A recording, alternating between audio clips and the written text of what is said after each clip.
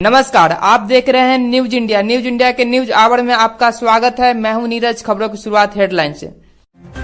चीन, नेपाल, पाकिस्तान के बाद अब भूटान भी दे रहा भारत को चुनौती। यूपी, बिहार में आकाशीय बिजली गिरने से 120 की मौत। ट्रंप पर लगाया पक्षपात का आरोप। चुनौती देशों ने मुहैया कर दे रहे जीवन रक्षक मशीन। बिहार में 100 से अधिक प्राइवेट ITI पर की मान्यताएं होगी रद्द। देश में कोरोना का कहर, 24 घंटा में 18,000 से अधिक नए केस।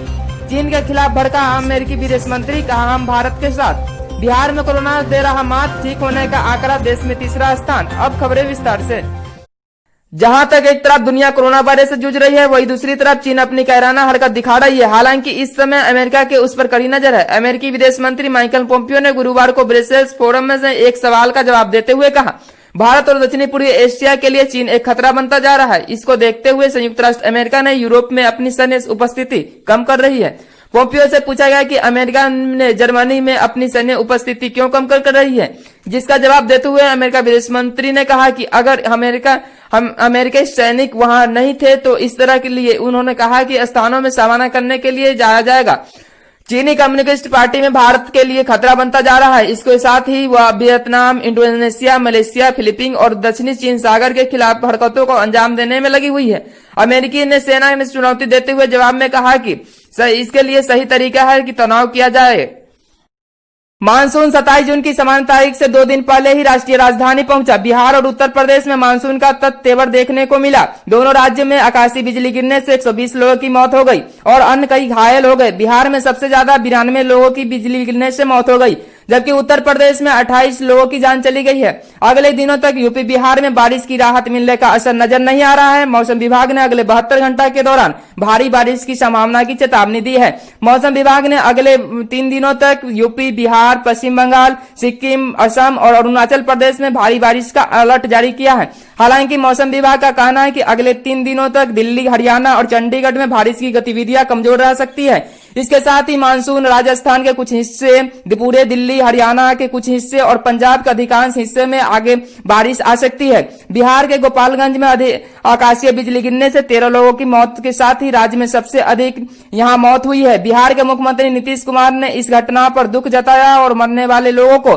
4-4 लाख रुपए मदद की जाने की घोषणा की है। पड़ोसी देश चीन, पाकिस्तान और नेपाल के बाद अब भूटान ने भी भारतीय के खिलाफ खड़ा हो गया है। चीन के दबाव में आकर असम के करीब भूटान के भारतीय सीमा पर सिंचाई के लिए पानी छोड़ना बंद कर दिया है, जिससे सीमावर्ती 25 गांवों के हजारों किसानों पर संकट आ गया है। धान की रोपाई के लिए मानव निर्मित सिंचाई प्रणाली डोंग को बाधित किए जाने के खिलाफ किसानों ने विरोध प्रदर्शन किया। इस सीमावर्ती क्षेत्रों में भूटान और भारत के किसान इस सिंचाई प्रणाली का उपयोग 1953 से किया करते थे।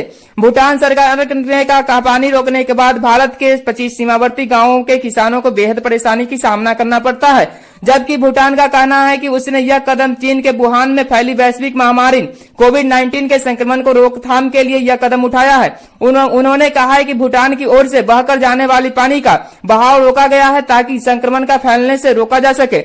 भूटान ने अपने देश में विदेशी नागरिकों को प्रवेश करने पर प्रतिबंध लगाया है। वहीं स्थानीय सूत्रों का कहना है कि यह प्रतिबंध चीन के कहने पर लगाया गया है। बिहार में कोरोना वायरस के संक्रमण के मामले लगातार मिल रहे हैं, वहीं इससे स्वस्थ होने वाले मरीजों की संख्या भी अच्छी खासी है। गुरुवार को जहां प्रदेश में कोविड-19 से 215 नए मामले सामने आए, वहीं राज्य के विभिन्न अस्पतालों में पिछले 24 घंटा में 374 कोरोना संक्रमित मरीजों के ठीक होकर वापस घर लौट चुके हैं। अब तक राज्य में 8,488 संक्रमितों की संख्या है, जिसमें से 6,480 लोग ठीक हो चुके हैं तथा 2,008 लोग एक्टिव है। बीते 24 घंटा की बात करें तो 374 नए मामले सामने आए। अब तक पूरे राज्य में 56 लोगों की मौत भी हो चुकी है। रिकवरी रेट के मामले में बिहार पूरे देश में तीसरे स्थान पर है। इसी तरह मौत का आंकड़ा 0.65% है, जो राष्ट्रीय औसत 1 से भी कहीं अच्छी है। बता दें कि बिहार में अब तक 1,81,737 लोगों की जांच हो चुकी है। स्वास्थ्य विभाग के अनुसार कोरोना संक्रमण की जांच के दौरान 3 जून के बाद बिहार लौटे अब तक 5260 व्यक्तियों को कोरोना संक्रमित पाया गया। बिहार में जिलावार आंकड़ा देखें तो पटना में सबसे अधिक 505, मधुबनी में 397, सिवान में 399, भागलपुर में 388, बेगूसराय में 367, मुंगेर में 322 और रोहतास में 316 लोगों में कोरोना की पुष्टि की गई है। पूरे बिहार में 100 से अधिक ITI की मान्यता पर तलवार लटक रही है। इसकी कभी भी मान्यता रद्द की जा सकती है। श्रम संसाधन विभाग ने ऐसे ITI की पूरी लिस्ट तैयार कर ली है जहां बुनियादी सुविधाओं की घोर अभाव है। बिहार सरकार ने इसकी समानता रद्द करने के लिए अनुसंधान केंद्र में जल्द ही करेगी।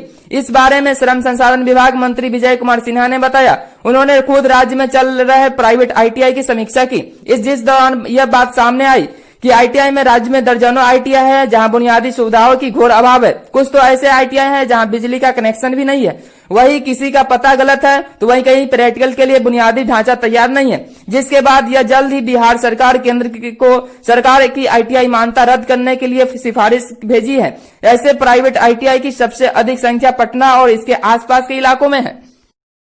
देश में कोरोना वायरस से हालात बेकाबू होने लगा है। देश में 3 प्रमुख राज्य महाराष्ट्र, दिल्ली और तमिलनाडु में सामुदायिक संक्रमण की आशंका जताई जा रही है। देश में 25 जून को रिकॉर्ड 18,185 से अधिक कोरोना वायरस संक्रमित की पुष्टि की गई।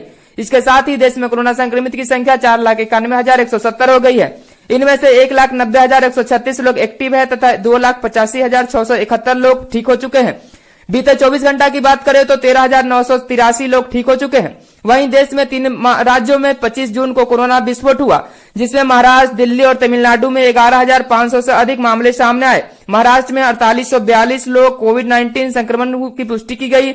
इसके साथ तमिलनाडु में 3509, दिल्ली में 3390 मामले सामने आए। भारत में कोरोना वायरस से होने वाली मौतों की आंकड़ा 15,000 के पार चली गई है। बीते 24 घंटा की बात करें तो कोरोना वायरस से 401 लोगों की जान गई है। अब तक देश में कोरोना से होने वाली मृतकों की कुल संख्या 15,308 हो गई है। ट्रंप पर लगा पक्षपात का आरोप, चुनिंदा देशों को मुहैया कर रहे हैं जीवन रक्षक मशीन। कोरोना महामारी के बीच एक शीर्षक डेमोक्रेटिक सीनेट में आरोप लगाया है कि अमेरिकी राष्ट्रपति डोनाल्ड ट्रंप जीवन रक्षक मशीन को दान करने की कुछ देशों के साथ पक्षपात कर रहे हैं। उक्त सीनेटर ने कहा है कि वह कुछ चुनिंदा देशों को राहत दे रहे हैं।